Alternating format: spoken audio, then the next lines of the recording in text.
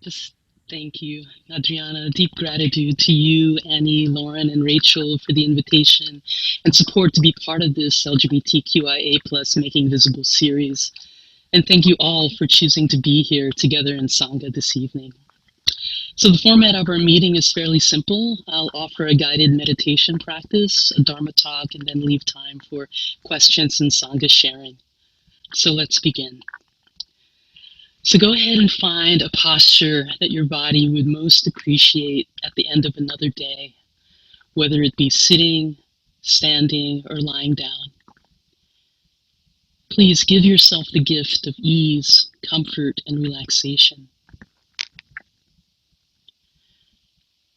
Feeling your feet, making contact with the floor, with the ground, with the earth beneath you.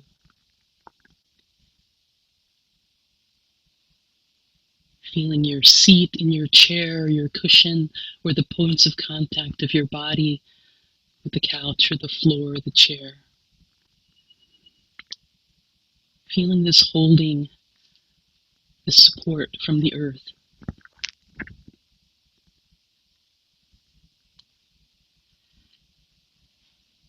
And then gently bringing your attention to the crown of your head and sensing the vastness of the sky, the heavens, the universe above you. When we can remember there is just so much spaciousness that we can have in our life through that awareness of sky.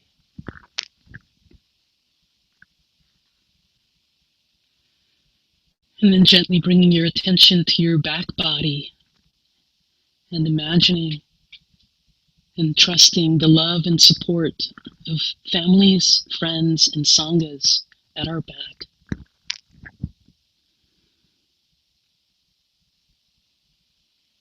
So feeling this embrace of earth, sky, loved ones. Our practice is one of remembering what we often forget or take for granted.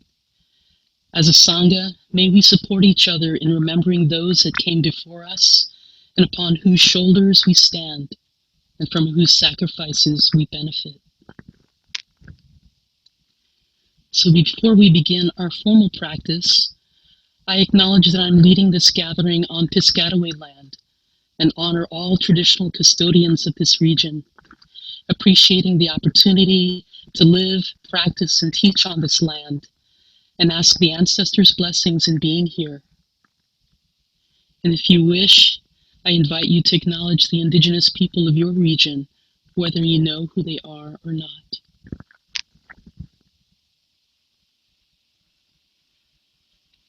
I pay respects to the enslaved African peoples brought to, held, and sold on this land, and their descendants.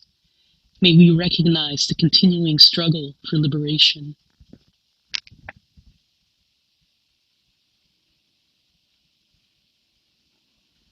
I pay respects to the Asian ancestors from whom these teachings and practices have come and have been preserved for the last 2,600 years.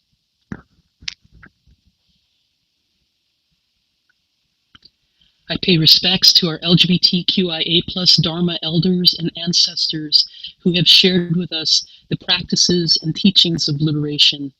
Eric Kolvig, Arena Weissman, Larry Yang, Ruth King, Winnie Nazarko, Maddie Klein, Catriona Reed, the late Gavin Harrison, and the late Sherry Maples.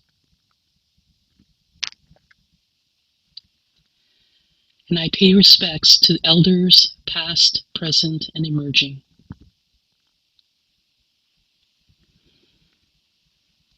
And I'd now like to share an aspiration for our time together this evening. Our time together is an opportunity to dwell in the refuges of Buddha, Dharma, and Sangha.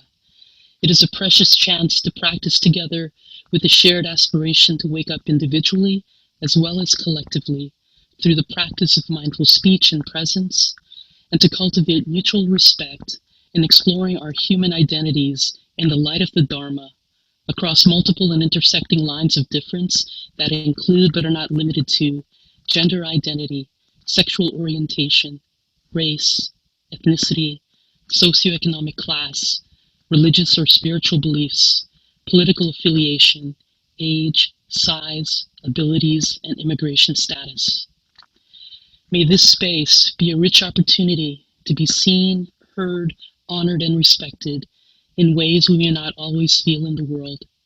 And from this place, may we leave feeling more inspired and empowered to embody and fully express our true and whole selves for the benefit and awakening of all beings everywhere to their true nature and freedom. So I truly appreciate your being here tonight, making the time to be in Sangha, to acknowledge what is present and alive for us right now, and to deepen our understanding of ourselves and each other, which our dear Thai calls love.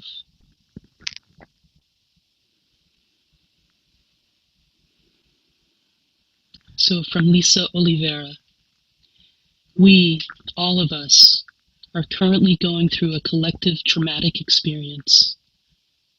Trauma is often thought of as too much, too fast, which is exactly what's happening. Of course you're exhausted. Of course you're afraid. Of course you're overwhelmed. Of course you're clinging to a certainty in the midst of so much unknown. Of course you aren't as productive, feeling foggy, or wondering how can you possibly go through so many waves of emotions all in the same day. This makes so much sense in the context of our circumstances. So be gentle with yourself. Have compassion for your process. Give yourself grace. You are good, no matter how you are managing this completely new experience. So in this spirit, I would like to offer a self-compassion and loving kindness practice this evening. So again, reconnecting with the earth beneath you, the sky above you, and family, friends, and Sangha at your back.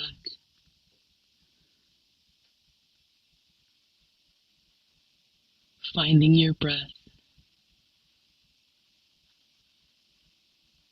Breathing in, knowing that you're breathing in. Breathing out, knowing that you're breathing out.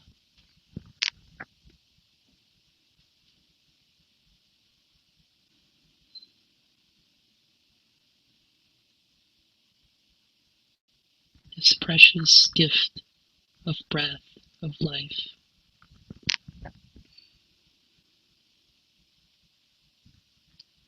And let's check in with ourselves, beginning at the top of your head, just briefly doing a body scan downwards towards your feet. Bringing a sense of care and gentleness and compassion with whatever it is that you are experiencing in your body right now. Spaciousness and ease, tension or stress.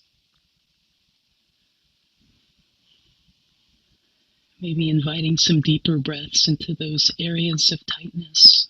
Create a little bit more space from the inside out.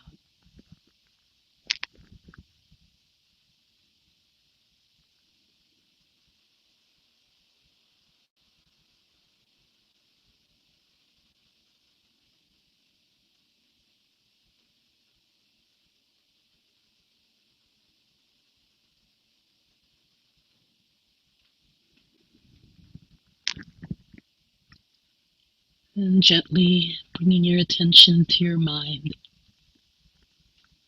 Just noting with kindness any thoughts that may be present or not right now.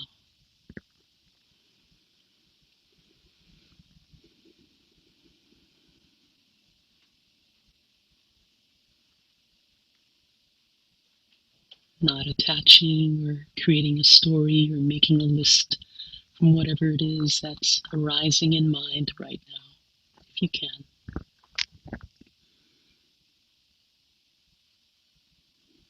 Allow it to move through like clouds floating through the sky.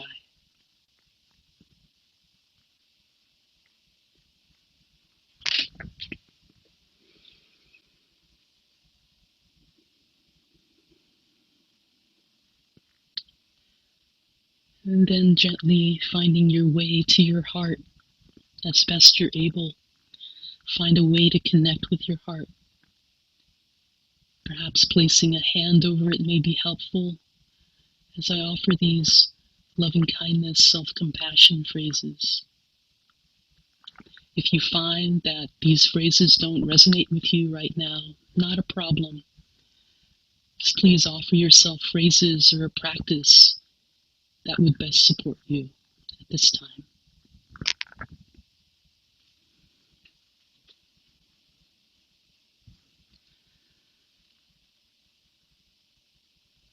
So may we be extra gentle with ourselves and our loved ones.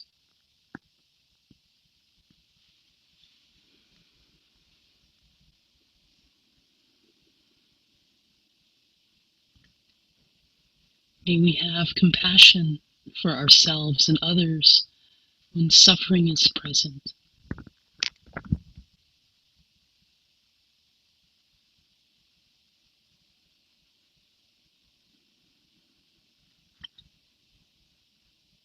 May we know that we are not alone.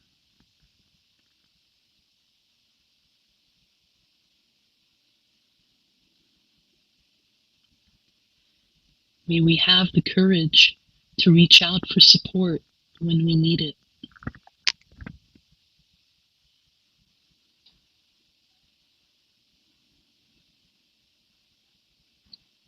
May we offer support from a generous and resourced body, heart, and mind.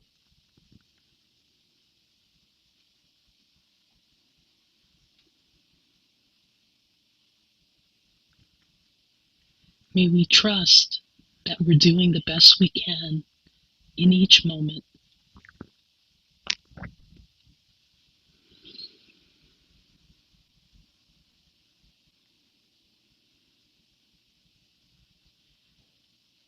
May we have humility, take responsibility, and make amends when we cause harm.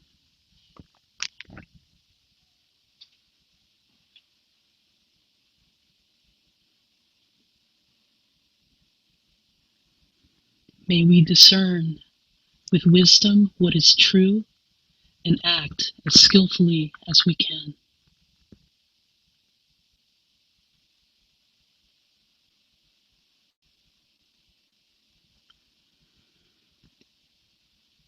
May we forgive ourselves and each other for our humanity.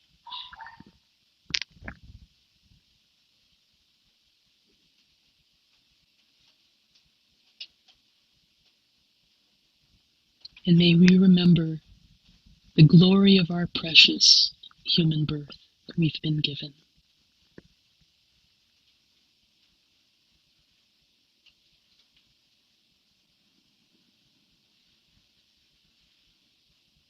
So just taking in those phrases however you can, if you can. Just noticing how your body is feeling, what sensations are present.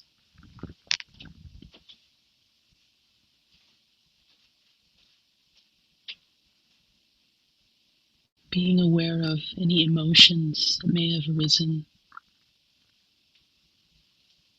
any thoughts that might have come into mind.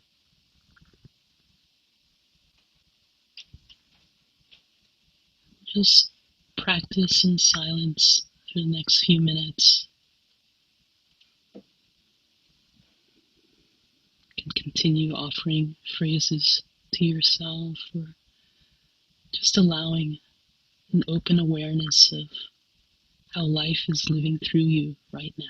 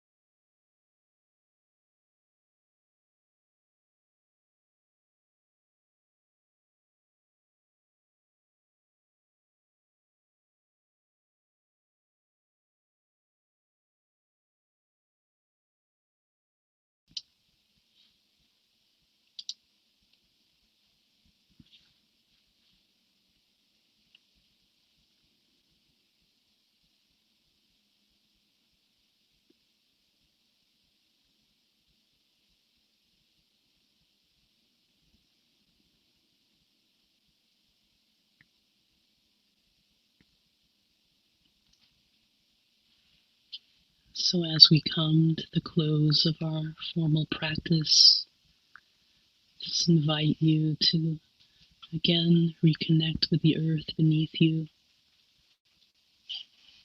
the vast sky above you, and the remembrance of your loved ones at your back. Gently finding your breath again as I invite the bell.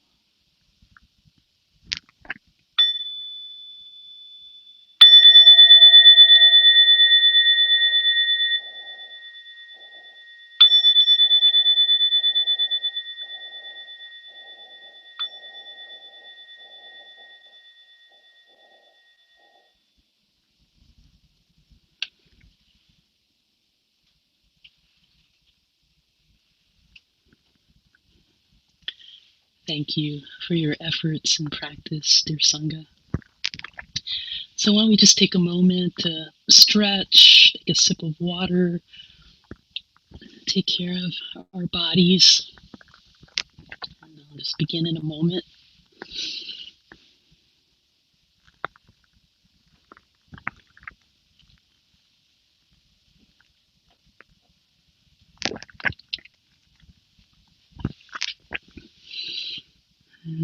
So again, such an honor to be with you all this evening.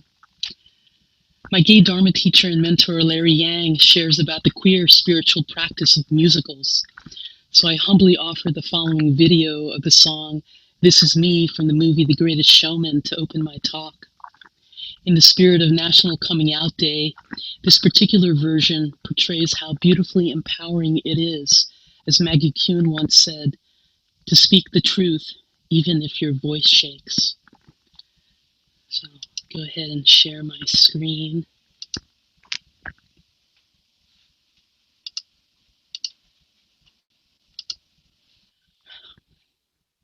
You've probably seen that video about 50 times and I always cry.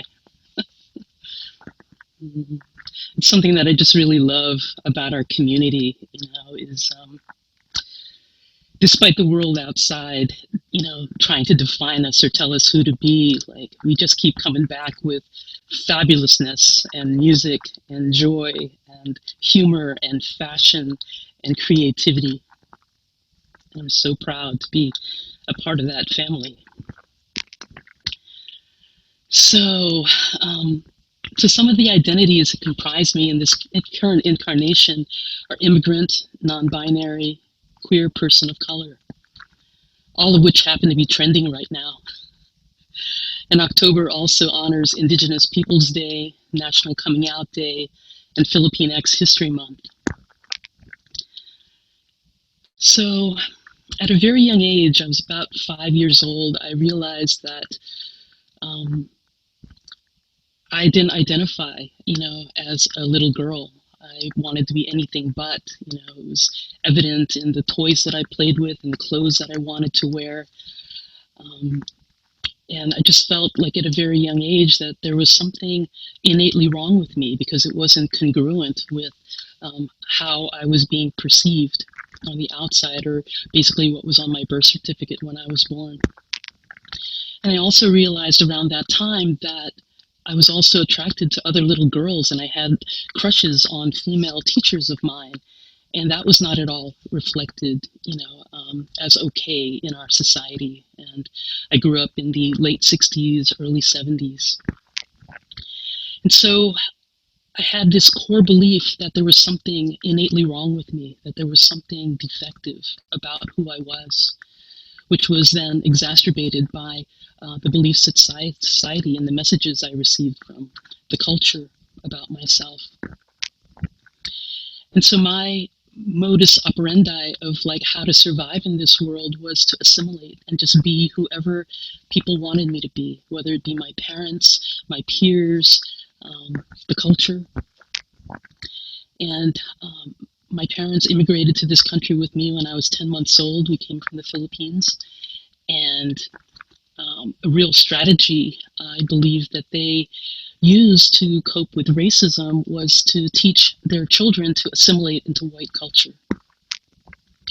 And it was through following the white people that we were going to succeed and survive in this country, and to not mess around with like any other, folks that were here.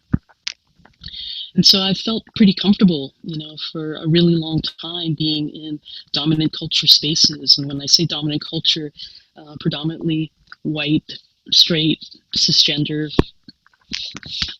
folks.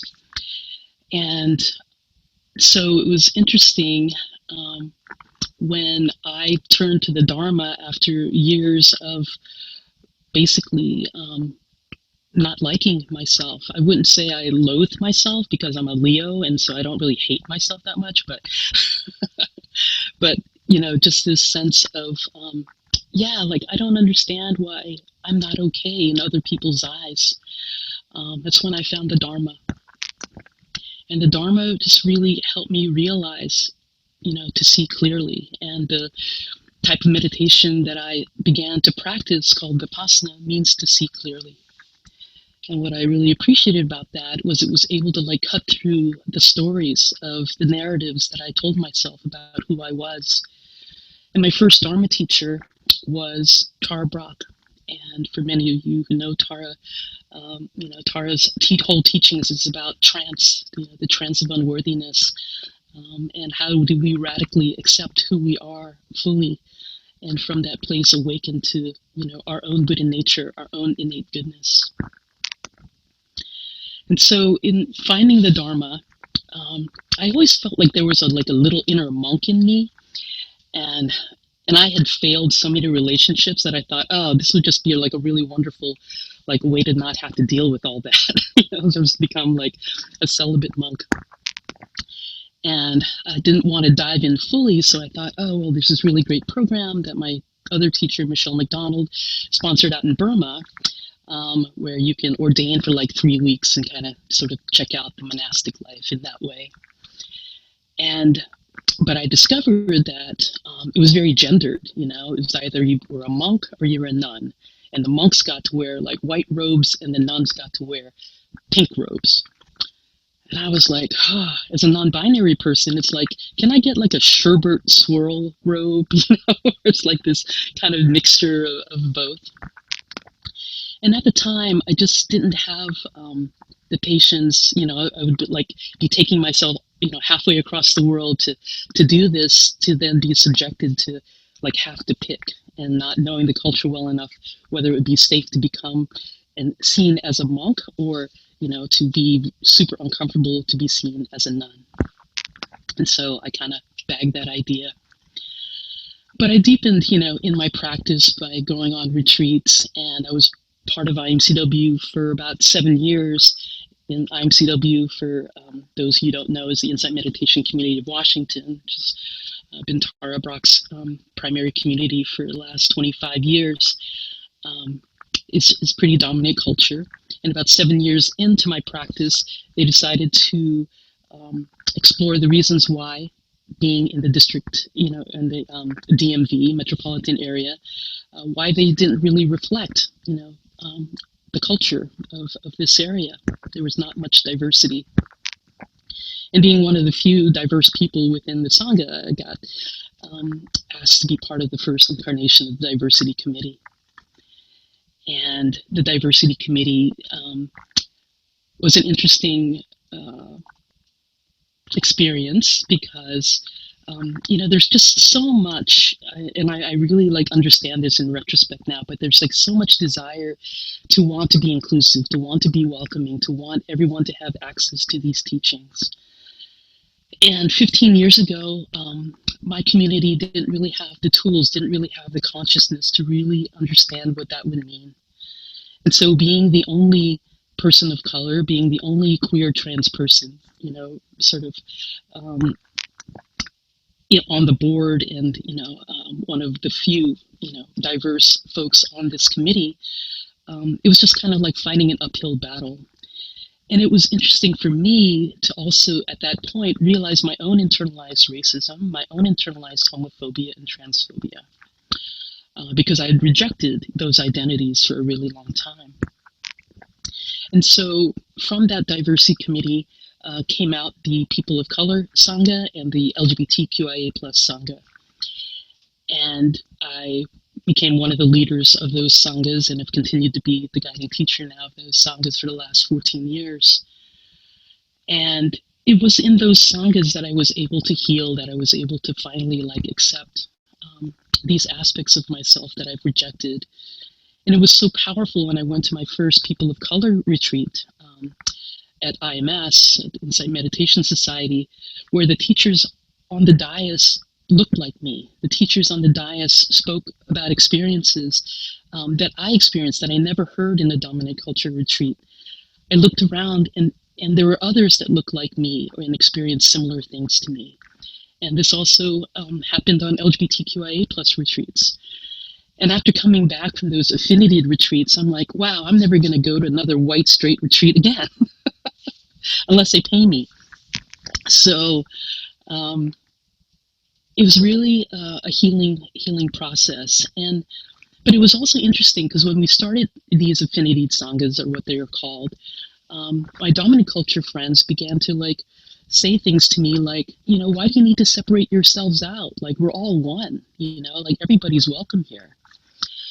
And so I just want to make a distinction between the absolute truth that we're all one and the relative truth that we don't treat each other that way on this plane. Many BIPOC folks, LGBTQIA plus folks, disabled folks are discriminated against, are marginalized, are oppressed in lots of different ways, lower income folks, so many different groups within our culture.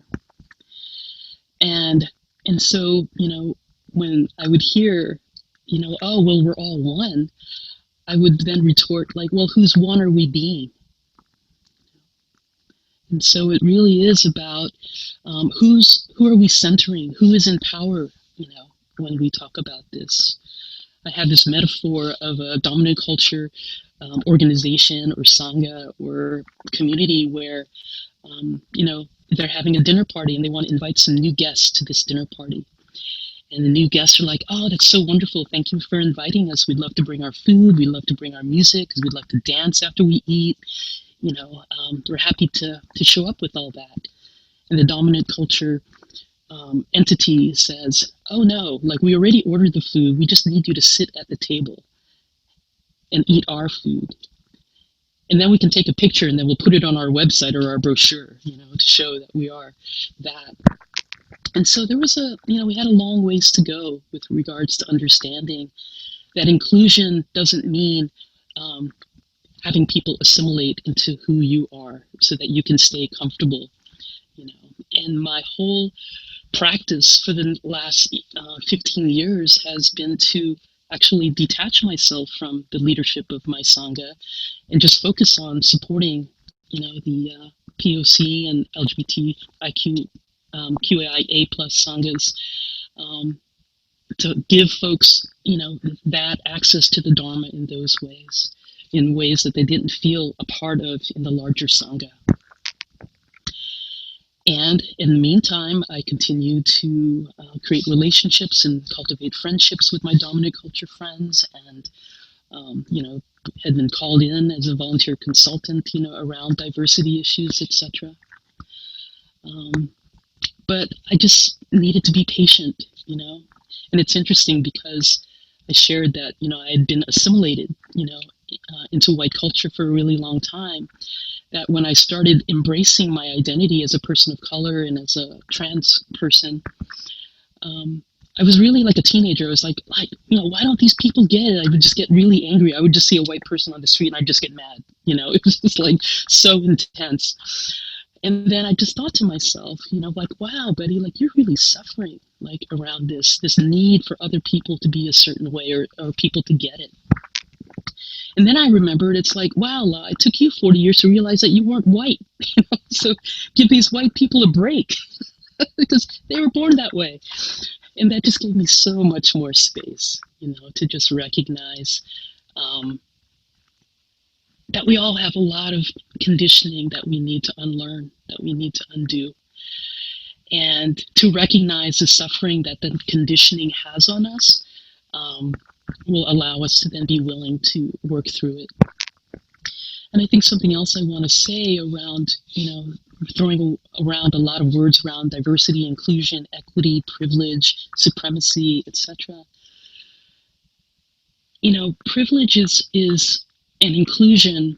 Um, I'm really wanting to have different words for that, because inclusion to me connotes that there's something including something else.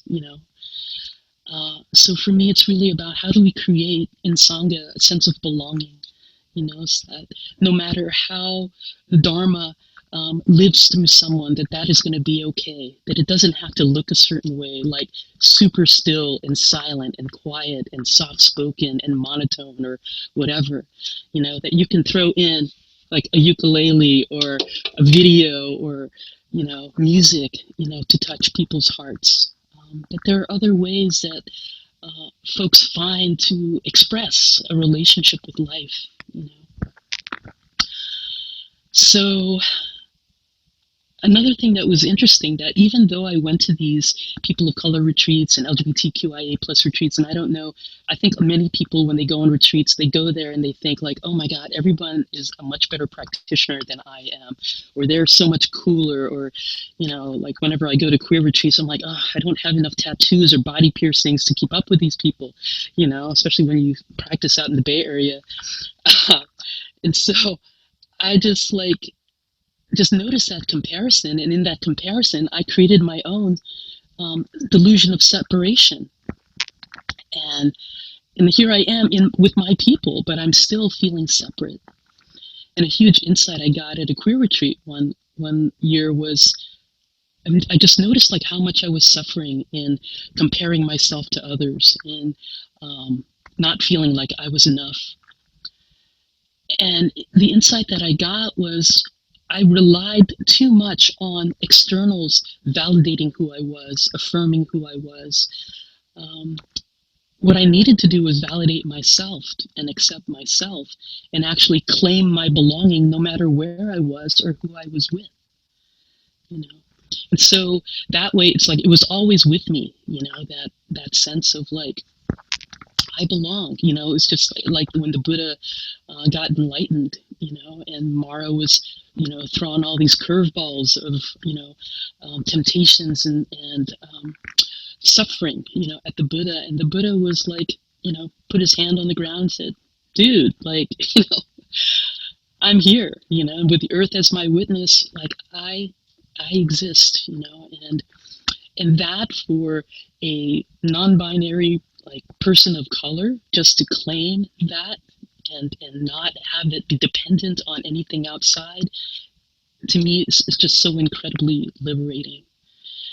And so, my little 5-year-old who thought like, oh my gosh, like how am I going to live this life? How am I going to survive this life? Am I going to be able to, understand and know what love is, or be a recipient of love, being who I am? And what the Dharma has shown me, what Sanghas, especially these affinity Sanghas, have shown me, what my dominant culture friends and in the willingness that I've seen in their efforts to want to understand, has shown me, is that it is possible, and it's only possible if we ourselves can find the courage and strength to accept who we are fully. And so, this radical acceptance, this love, moved me to create this Dharma spoof song that I'll share with you now. And I'll dedicate this to Adriana because she said she likes my songs. You're insecure, don't know what for. You'll find your way once you walk through the Dharma door. Don't need ego to cover up. Being the way that you are is enough. Everyone else on the Zoom can see it. Everyone else but you. Yogi, you light up the world like nobody else. The way that you free your mind under's overwhelm. And when you smile from your heart, it ain't hard to tell. You don't know. That's what makes you beautiful. If only you saw what we could see, you'll understand it's on you to be truly free. Right now's the time to let go so you can believe and thus know. Oh, that's what makes you beautiful. That's what makes you beautiful. That's what makes you beautiful. Yeah, so here we are coming up, on an election, and I was actually on a silent retreat 4 years ago when the election happened, and um, what was really interesting when I heard the result of the election, I went through like this anger and disbelief and fear around, what was to come, and after I sat with it and just held that for a while, what I noticed was actually an incredible sense of peace. And I think that what that peace came from was this realization that all that's happening, whether it be racial injustice or economic injustice or what we're doing to immigrants on the border, uh, Black lives, etc. All these different things. Like this stuff has been going on for hundreds of years, and it feels a little bit more acute in our lifetime right now.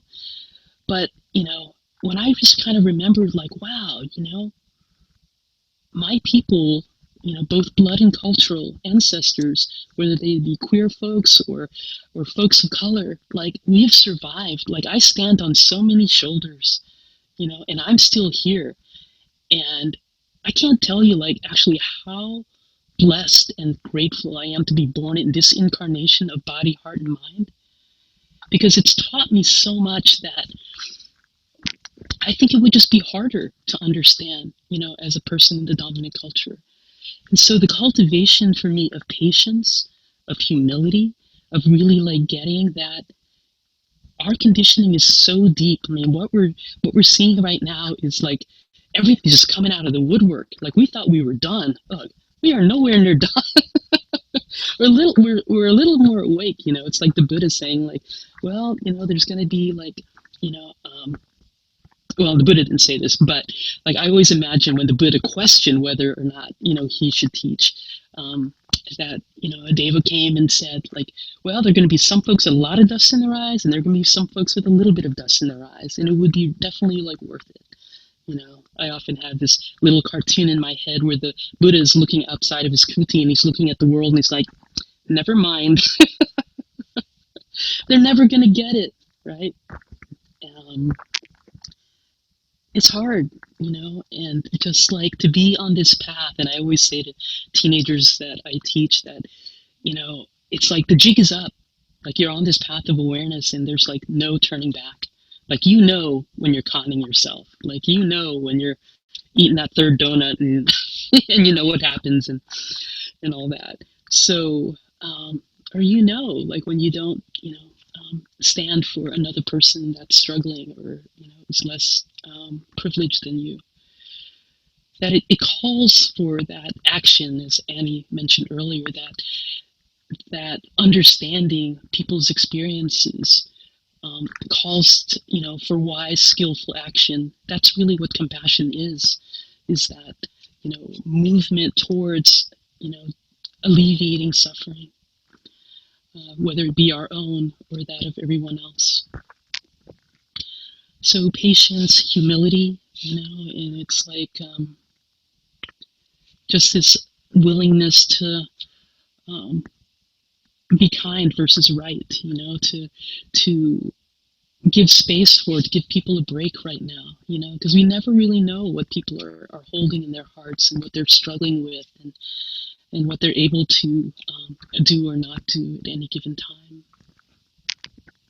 And so it's super empowering to recognize that, and something that I think is not ever really emphasized in the Dharma is power, because it's got such a negative connotation in the outside world. But it takes a really powerful person to be on this path. You're all very powerful people, however that manifests through you, to keep practicing, to keep coming together. And to me, Sangha really is about coming together to help each other remember what we're often forgetting, which is, what matters most, what is true. It's like the narrative of fake news we tell ourselves, as well as the narrative of fake news that we're trying to discern out in the world. And so I have my favorite action figure superhero here of Manjushri, who wields his sword of wisdom to cut through the bullshit. And there's so much out there, and it's really a powerful time that we're living in, and that's why I don't feel like I despair. And at the same time, I don't have any attachment of how this is going to end. All I can do is just show up as best I can, support people to wake up to themselves and each other as best I can. There are these 4 universal principles from Angeles Arian that go: show up, pay attention, and I've adapted them to speak and be your truth without blame or judgment, and to let go of the outcome and be open to the outcome. So we just do our best. We show up, we get there. We pay attention, our practice of mindfulness, being aware of what's happening internally and externally. We speak our truth without blame or judgment. When we speak from our truth, from our heart, nobody can take that away or contest that. And then to let go of the outcome. How often are we attached to an outcome that prevents us from showing up, paying attention and speaking our truth? And so to really just honor just how you are right now, and whatever burdens that we're carrying or how we're struggling, like that first quote that I shared from Lisa Oliveira, that, it's okay. Like these are really trying, difficult, challenging times right now. And we have the Buddha, Dharma, Sangha to take refuge in. It's a real, they don't call it the 3 jewels for nothing, and so really to remember those jewels and to hold them close in times like this is so crucial. So I want to share, as I close, the Metta Sutta, which is translated by my teacher, and this is the first Transdharma teacher I ever met, and Catriona Reed is her name, and she was in the Order of Interbeing as well, so I thought my Thich Nhat Hanh fans out there would appreciate it. So if you just want to sit and go inward to take this in deeply, I invite you to do so if you wish. And it goes like this. If you want to live in truth and integrity, if you hunger for joy and freedom, then live simply. Be impeccable in everything you do. Be receptive, gentle, and unassuming. Avoid irrelevant obligations and extraneous distractions. Learn to be content with less, modest in what you consume. Simplify your tastes, tread lightly. Be gracious and appropriate, self-sufficient.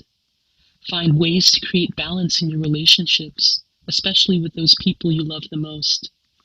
Respect the needs of others. Avoid antagonizing them unnecessarily. May all beings be happy and peaceful. May their hearts be full. All living beings, strong ones and weak, large or small, seen or unseen, those nearby or far away, those already born and those yet to be born, beings you can only imagine, as well as those that are beyond imagination, wherever they are, whatever they are, may all beings be joyous and happy. Let no one deceive another. Let no one despise another. Let no one, out of resentment or anger, wish harm to another. Just as a mother would give her life to protect an only child, so cultivate that same boundless open heart towards all of life. Let your thoughts of unconditional love and kind-heartedness permeate the cosmos, extending in all directions without obstruction, free from preconceptions or fear. Whatever you happen to be doing, Whether you are seated, standing, walking, or lying down, so long as you draw breath, find ways to cultivate this quality of loving kindness, this tender quality of mind, which of all qualities is said to most accurately reflect the truth of who you are. Let go of any idea that you are separate from the web of living beings. Let your life be informed by the understanding that all things are interconnected. Find ways to relinquish what you have used as substitutes for love and accept in their place the gift and infinite pleasure of boundless love. Wake up to all that surrounds you. Wake up to your life and be free.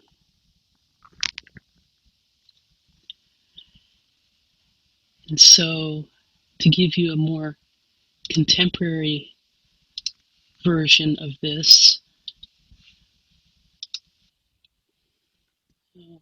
may you all have all that you need in this lifetime.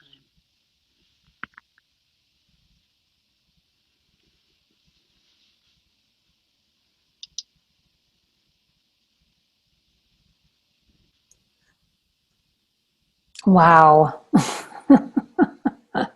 Just wow. I feel like I've done drugs or something.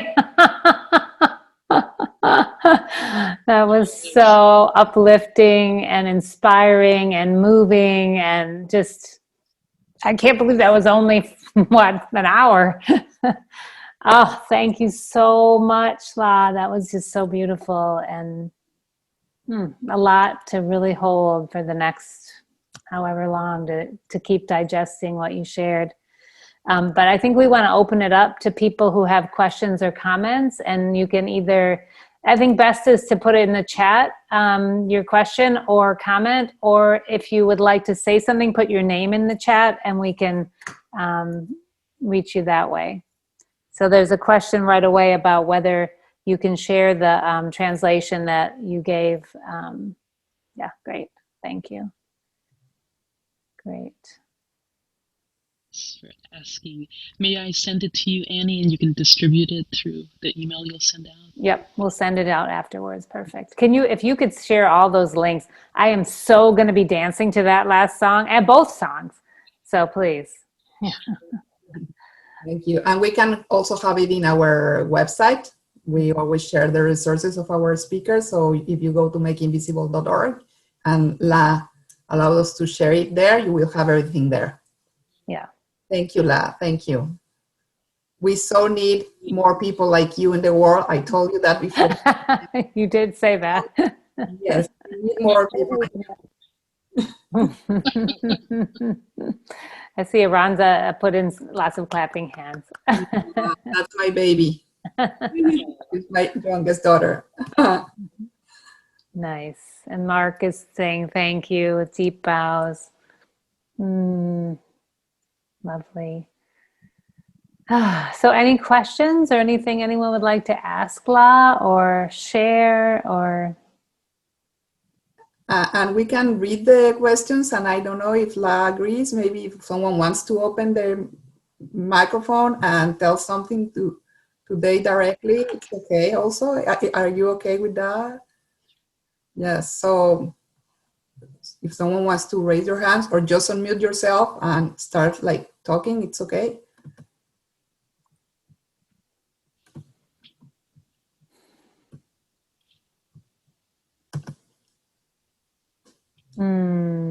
I think everyone is so impressed with you, La. Everybody's like digesting everything that you do. Yes, yes. You can see the faces of everyone like enjoying the moment. Mm-hmm. Mm-hmm. But I have a question. This is Lisa Lowe. Thank you so much, La. What a wonderful presentation. I really appreciated your comment about inclusivity versus belonging.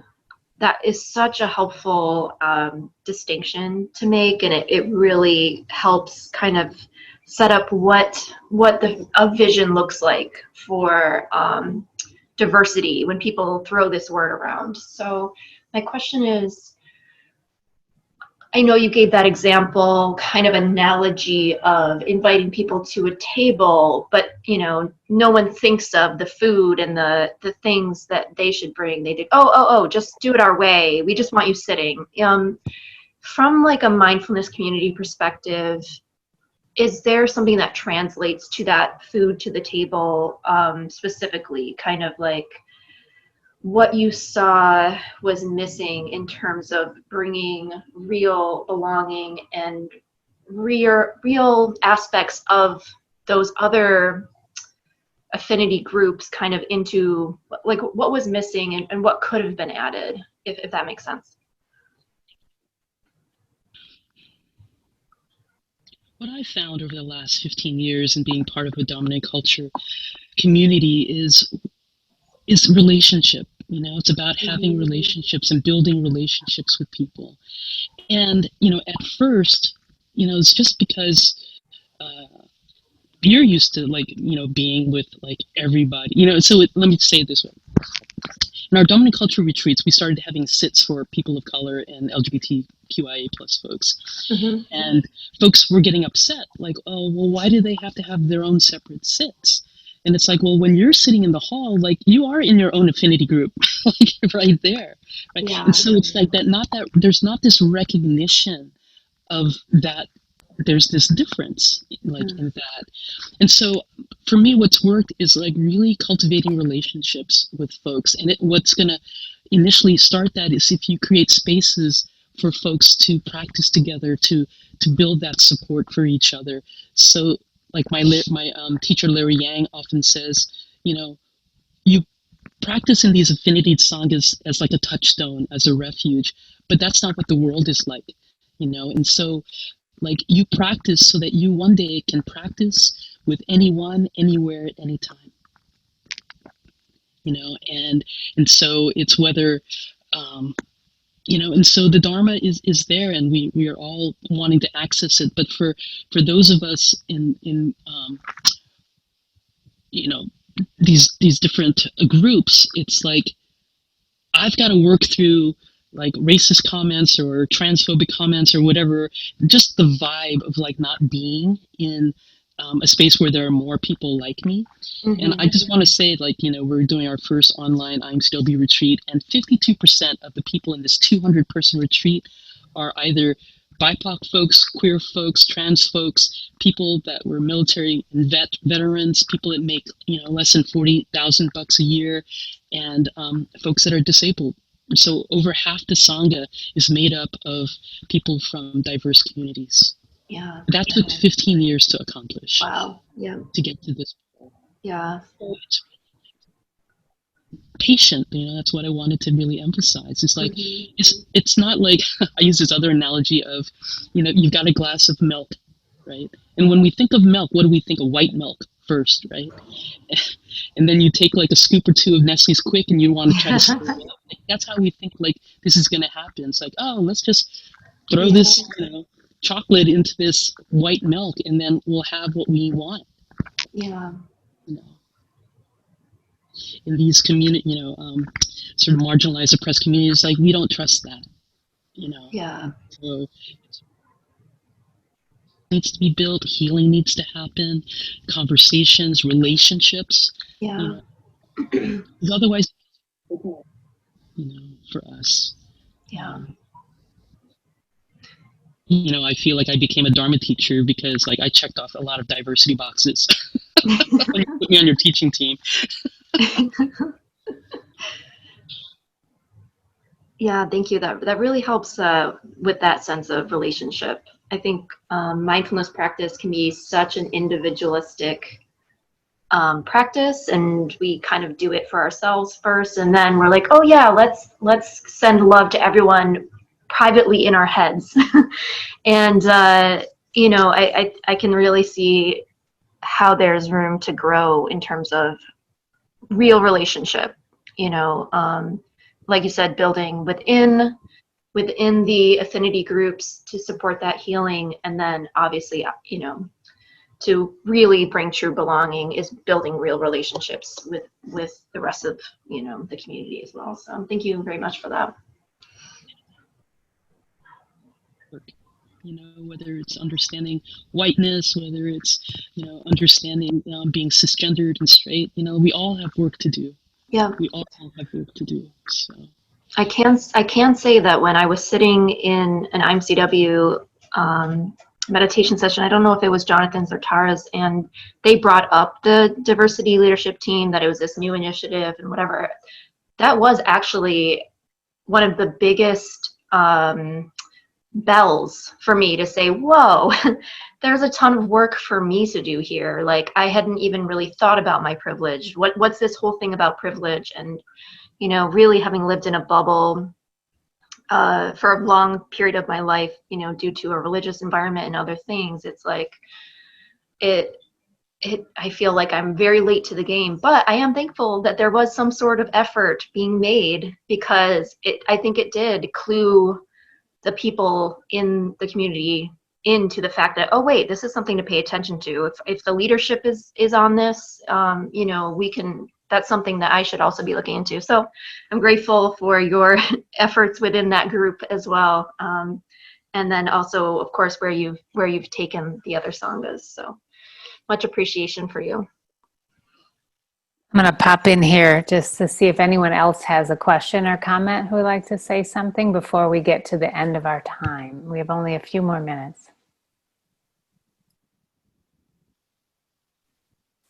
Hi, thank you so much, Anna. It was so inspiring, and I'm always inspired by you for your courage and honesty, and your strength, and also humor. I always notice that you always have that, no matter what you're talking about, you always have humor in your heart, and I love it. And I really resonated that part that when you said, just looking at yourself as, like, I think you said radical acceptance, and you claim your belonging. I really love that word. And I notice myself that sometimes I make up a story and decide that I'm different from others, or make up whatever the things in my mind, and just put myself in a box, and then just create reality that's not real, that as if I didn't belong. So I think that's the part that that I need to have courage, like you did, and then being able to come out to your suffering, and then actually use that suffering to help people, like you did. I really admire that, and I really love that part that you said, that you never know what the other person is going through unless you really listen to what they have to say. And then I think that's really true. Everybody has a very different experience and different suffering, and I feel I want to keep trying to offer space and listen to other. I think that's what I can try more. Anyways, I loved everything, and I really liked the song that you made and sang. It was beautiful. Thank you. Thank you. We're always telling ourselves stories, and I always tell my teenagers, if you're going to tell yourself a story, tell yourself a good one. Why do we keep telling ourselves awful stories? And also, in terms of humor, like the Dharma, as a dear friend of mine told me once, like the Dharma is too important to take seriously. It really is. So the lightness is fuel. Joy is fuel to be with the sorrows of this life. La, do you have time to answer one more question from Sofa, our friend in Taiwan, who says, thanks for your beautiful sharing, and please share something on how to claim our belonging without being overpowering or dominating. And then that'll be our last question, and then we'll wrap up.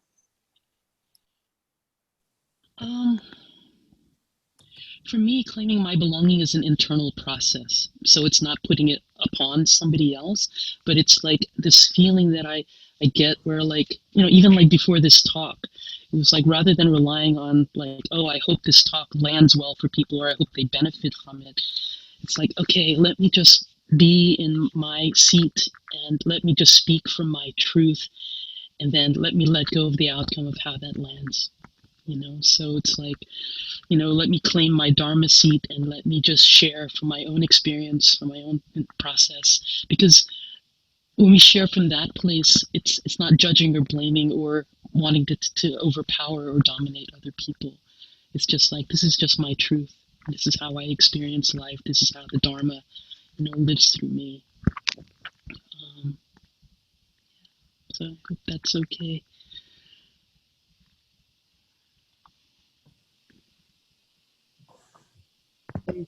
Thank you, La. I think it's time to close. Annie, what do you think? La, are you okay? If we close, Annie, you maybe we want to what, to close with a bell? We already had the bell. What do you? We'll have a bell to finish, but maybe we want to do just let people know about the next webinar. We have one more webinar in this series coming up with Sam Rise. And that is on, I actually wrote down the date because we never have it. Usually it's November 18. 18, yeah, 18th. So it'll be another great webinar, maybe with some more music, since Sam's a musician. And so you better show up if you want to hear more music. So you can sign up, same place. Sorry, Adriana, what? No, I also, before we close, want to thank again Rachel, because she's part of this making effort. So thank you so much, Rachel. I don't know if Claire is there, but Claire is also helping us with our social media. We are starting there, and if you can all follow us, that will be really nice. We need more followers. And thank you all for being here, because this is not possible without all of you wanting to be here, wanting to learn, wanting to understand others and stop othering.